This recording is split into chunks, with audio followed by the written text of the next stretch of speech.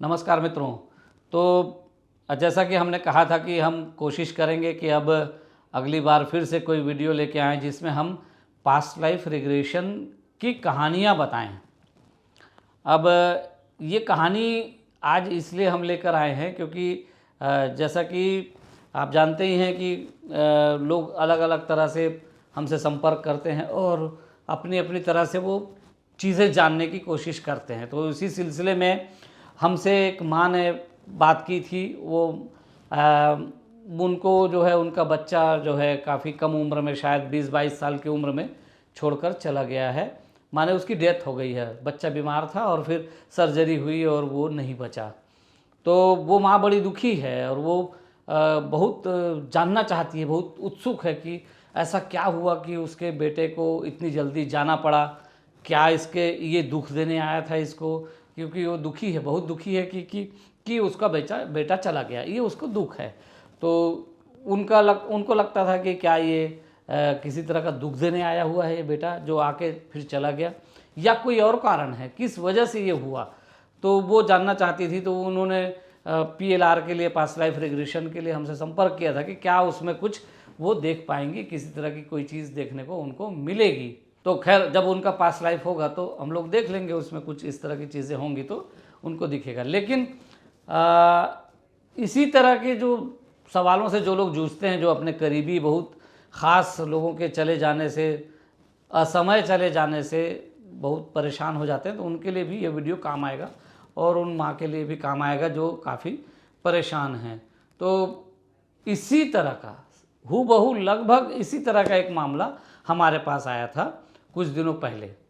और कुछ दिनों नहीं कहना चाहिए कि कुछ साल पहले की बात है। शायद दो साल या 3 साल हो गए इस बात को। और वो भी एक माँ थी जो काफ़ी, उनका बच्चा भी ऐसे ही 22-23 या 24 साल की उम्र में चला गया था और वो बड़ी परेशान थी और वो दिन रात दुखी रहती थी। बच्चे को याद करना, दुखी होना, याद करना, दुखी होना, ये उनका काम हो गया था। और कोशिश करती थी कि कहीं से उनको कोई राहत मिले, उनके दुख को कम कर सके।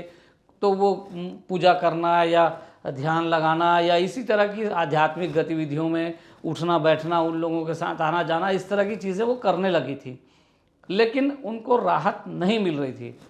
इसी बीच उनके ग्रुप से जुड़े हुए कुछ लोग ऐसे भी थे जो हमारे ग्रुप के साथ भी संपर्क में है। तो उनमें से किसी ने उनको सलाह दी कि आप इन लोगों से मिलें और इनसे कहें कि एक बार पास्ट लाइफ रिग्रेशन में शायद उन्हें कुछ दिखे, तो आप देख लीजिए जाके। तो उन्होंने फिर संपर्क किया हमसे और फिर एक दिन हम लोगों ने उनका पास्ट लाइफ रिग्रेशन करने के लिए उनको समय दे दिया। अब जब मैंने उनसे कहा कि आप क्या जानना चाहती हैं, तो उनका यही कहना था कि वो ये जानना चाहती हैं कि उनका बेटा इतनी जल्दी क्यों चला गया, क्या वजह थी, क्या उनके साथ ऐसा हो गया और क्यों उनको ये दुख झेलना पड़ रहा है। और माँ तो अब अगर 20-22 साल 25 साल का बच्चा जाए तो काफ़ी दुखी होगी ही। तो उनकी एक बेटी भी है। तो बेटी तो है लेकिन बेटा चला गया था, तो बेटे के जाने का गम थोड़ा ज़्यादा था उनको। तो जब हमने उनको ये शुरू किया रिग्रेशन और हम लेके गए, तो कहानी अब यहाँ से शुरू होती है कि उन्होंने देखा कि वो देख रही हैं कि उनके घर के आसपास बहुत मार काट मची हुई है। चारों तरफ लड़ाई झगड़े चल रहे हैं, मारपीट हो रहा है और उनके परिवार के लोग मारपीट में लगे हुए हैं, किसी तरह की मारपीट हो रही है। और फिर उनको समझ में, थोड़ी देर में वो समझ गई कि वो वहाँ पर भी महिला हैं और देख रही हैं कि उनकी एक बहन है और उनकी एक बहन की एक जो है वो एक लड़के के साथ उनकी बहन जो है वो शादी करना चाहती है और परिवार इनका खिलाफ में है। इनका परिवार नहीं चाहता कि वो लड़के के साथ उसकी शादी हो बहन की, और इसी बात को लेकर वो मारपीट हो रही है। तो फिर हम थोड़ा और पीछे लेके गए कि मारपीट से पहले क्या हुआ, ये मारपीट की नौबत क्यों आई, इसके पहले थोड़ा सा देखने के लिए उनसे कहा गया। तो वो थोड़ा और पीछे गई और देखती हैं कि इनके घर वालों ने, इस महिला के घर वालों ने, वो जो लड़का था उसको और इसकी जो बहन थी, जो दोनों शादी करना चाहते थे, इन दोनों को एक कमरे में बंद किया हुआ है और खूब मारा पीटा है। ये भी उस समय लड़की ही थी, लेकिन इसकी जो बहन थी उसकी उसने कोई मदद नहीं की और किसी तरह की कोई सहायता करने की उसकी कोई बहुत ज़्यादा वो भी क्षमता भी नहीं थी, क्योंकि उनके घर वाले थोड़े कड़क किस्म के लोग थे और वो इसको हस्तक्षेप करने दे ही नहीं सकते थे। तो फिर हुआ ये कि ये मारपीट हुई उस लड़के को और लड़की को, दोनों को एक कमरे में बंद कर दिया इन्होंने और उसको आग लगा दी। और आग लगा दी तो दोनों, वो लड़की और ये लड़का दोनों उसी कमरे में जलकर मर गए। अब ये लड़का अपने बाप का इकलौता था, इकलौता बेटा था और इसका बाप बहुत बूढ़ा था। तो फिर इस लड़के के परिवार वाले इनके, जब इनको पता चला लड़के के परिवार वालों को कि इनको मार दिया गया है, जला दिया गया है, तो फिर वो भी अपने सारे तलवार वगैरह लेके, जो भी उस समय के हथियार होते थे वो हथियार लेके वो इनके घर पे धावा उन्होंने बोला। और फिर दोनों परिवारों में जम के खूब हथियार चले, लड़ाई हुई और इस मार काट में उधर से भी लगभग सारे लोग मारे गए, इधर से भी लगभग सारे मारे गए। ये लड़की बच गई, ये लड़की बच गई। और इस लड़की को वो जो तलवार लिए एक बुजुर्ग खड़ा था, वो बुजुर्ग दरअसल उस लड़के का बाप था। तो एक बुढ़ा, लंबी सी दाढ़ी, सफ़ेद बाल, और वो जो है तलवार लिए खड़ा था और इस लड़की को देख के कहता है कि तुम्हें पता नहीं है कि बच्चे के बिना रहना कैसा होगा।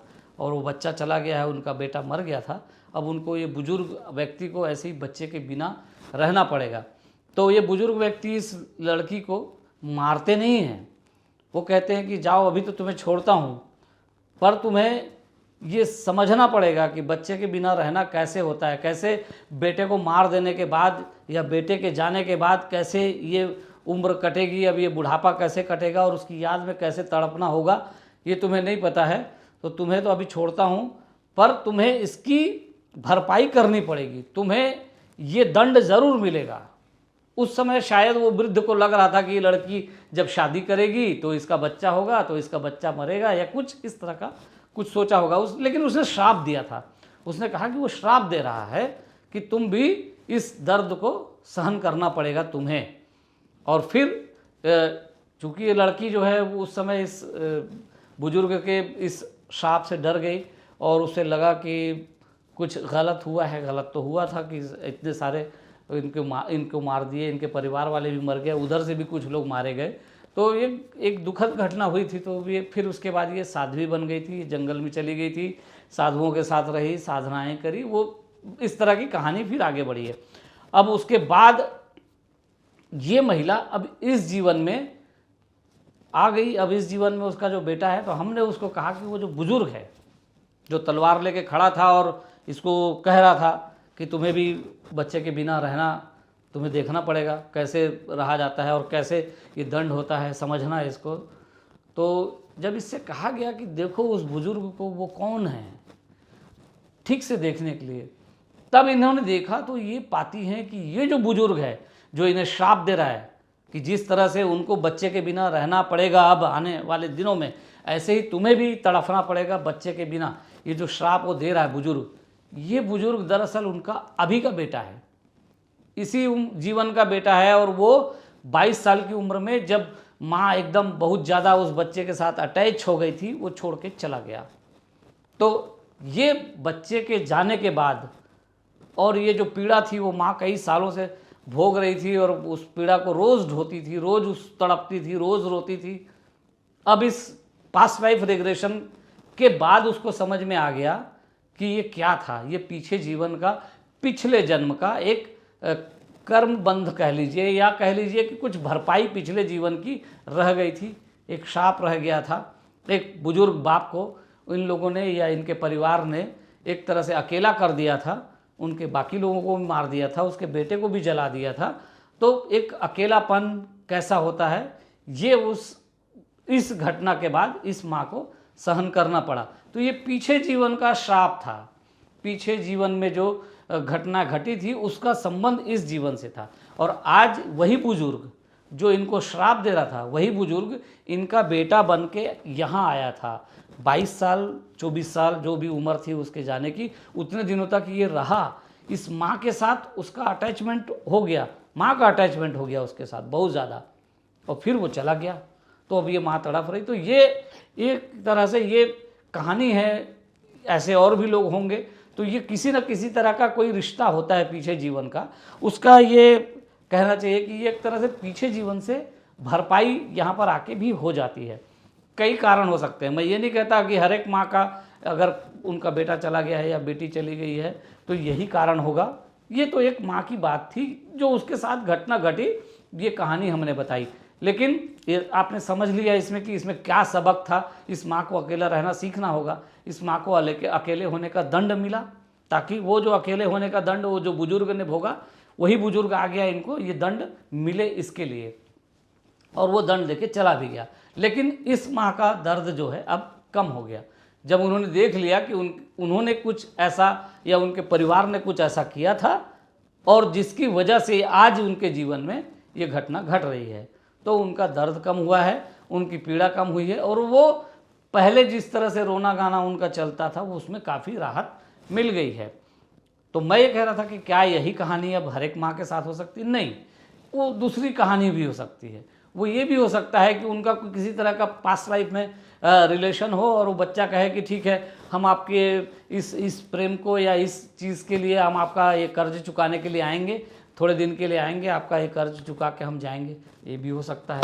तो सभी माएँ इसको देखकर परेशान ना हो कि ऐसी कोई घटना, उनका अगर कोई बेटा चला गया है और इस तरह की बात है तो ऐसी कल्पना ना करें कि उनके साथ भी इसी तरह की कहानी होगी। उनकी कहानी कुछ और हो सकती है, कुछ भी हो सकता है। मैं ये नहीं कह रहा कि यही कहानी होगी, इसलिए आप परेशान ना होंगे। आप उस अपने अपने ढंग से सोचिएगा, वो कहानी अलग हो सकती है। तो ये पास्ट लाइफ के बारे में, पास्ट लाइफ रिग्रेशन के बारे में कहानी बताने की शुरुआत हमने की है। तो ये कहानी ज़्यादा लंबी हो सकती थी, लेकिन हमने कोशिश की बहुत शार्ट में आपको बताने की। आगे हम और कोशिश करेंगे थोड़े विस्तार में, दूसरे और भी रोचक कुछ कहानियाँ हैं उनको हम बताएंगे। तो आज इतना ही, और ये वीडियो अगर आपको पसंद आ रहा है तो लाइक करिए, शेयर करिए और सब्सक्राइब ज़रूर कर लीजिएगा। हाँ, कमेंट करके अपने सवालों के बारे में ज़रूर बताते रहिएगा। कुछ पूछना है, कुछ क्वेरी है तो उसके बारे में बात करते रहेंगे। बहुत सारे लोग कमेंट करते हैं आपसे संपर्क कैसे किया जाए, तो आप देखिए स्क्रीन पे नंबर दिया हुआ है, मेल आईडी भी है, आप उसमें जो है संपर्क कर सकते हैं। वेबसाइट भी आपको दिखेगा उसमें, तो वहाँ से संपर्क आप कर सकते हैं। ठीक है, तो आज इतना ही, नमस्कार।